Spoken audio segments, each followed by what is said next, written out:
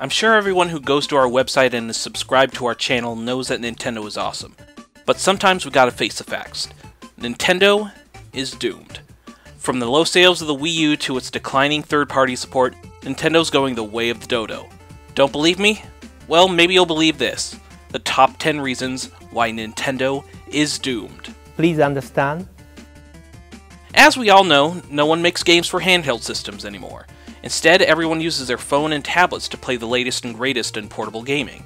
There's a reason why Pokemon games like X and Y only sold a paltry 12+ million units instead of the 800 billion that quality games such as Angry Birds or Where's My Water make.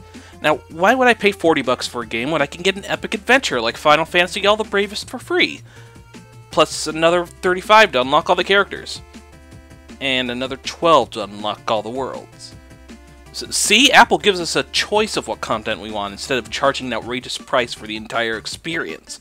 Come on, wake up, Nintendo. Please understand. Mario was created in the 1980s. You know what else was popular in the 80s besides Michael Jackson and blatant homophobia? Mustaches. Today, unless you have a stylish Van Dyke goatee like mine, mustaches are so passé. Ever hear of a razor, plumber boy? Mustache. More like must-ash you to leave the room. Please understand. When you ask Nintendo fans about neglected characters and franchises in North America, who do you normally think of? That's right, Tingle. There have been three Tingle games that were never released in North America. Tingle's Rosy Rupee Land, Tingle's Balloon Fight, and Tingle's Balloon Trip of Love. All three are quality games worth coming out in the States and becoming the top-selling games of all time.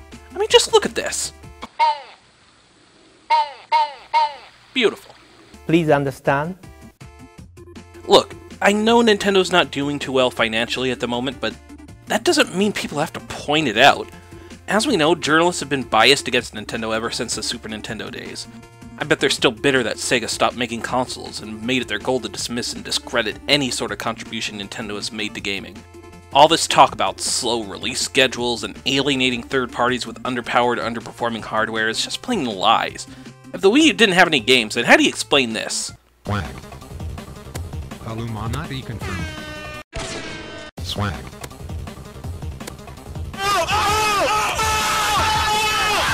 I think I rest my case, Xbox and Sony bronies. Please understand. Let's be honest, Nintendo's games aren't as good as they used to be. Super Mario 3D World, Mario Kart 8, and Pokemon X and Y just aren't as good as their older games. Nintendo needs to realize that they're making the same game over and over again, only with slightly better graphics. If they could only take risks with games again, like Super Mario Sunshine, Metroid Prime, and Mario Kart Double Dash, they would be back on top. Please understand. When they started coming out with games like Super Mario Sunshine, Metroid Prime, and Mario Kart Double Dash, we knew that Nintendo was done making traditional games everyone loved. Instead, they seemed to start focusing on gimmicky games on gimmicky hardware. Why can't Nintendo realize that their new and wacky ideas just don't sell? We want the classics. Please understand. The Ice Climbers were the best fighters in Super Smash Bros. Melee and Brawl, so why take them out? According to Sakurai, they claim that programming the two characters proved to be too difficult on the 3DS. Well, if that's true, how do you explain games like Senran Kagura Burst being able to control two objects at once? Checkmate, Nintendo. Please understand. Remember the old saying, Sega does what Nintendo don't? Well, it applies today. When Sega was doomed, they did the right thing and went third party. I mean, yeah, they were going bankrupt after repeated failures, and Nintendo has billions of dollars in the bank, but that shouldn't stop them from doing the same. Clearly, everyone loves Nintendo games, but they won't play them unless they're on a Sony or Microsoft box.